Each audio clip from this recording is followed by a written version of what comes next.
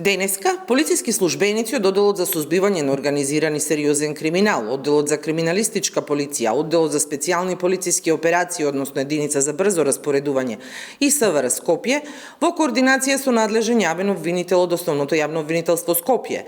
и во координација со Управата за извршување на санкции, спроведе координирана полициска акција на подрачјето на Скопје. При тоа извршени се претреси во казнено-поправната установа Идризово со цел пронаоѓање недозволиви, односно забранети предмети кај лица осуденици кои се на издржување на казна затвор, како резултат на заедничката зајакната меѓуинституционална соработка, а во насока на превентивно делување и спречување на вршење на кривични дела во казнено-поправните установи.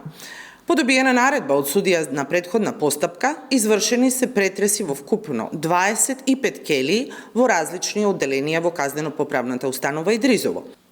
При претресите, пронајдена е поголема сума на парични средства од законски дозволените кои осудените лица може да ги поседуваат, и тоа во различни валути и апоени, 50 на мобилни телефони, компјутерска галантерија, 37 ножеви и повеќе други остри предмети, дрога во прашкаста, течна состојба и таблетки и други предмети за кои постои сомнение дека се поврзани со кривични дела.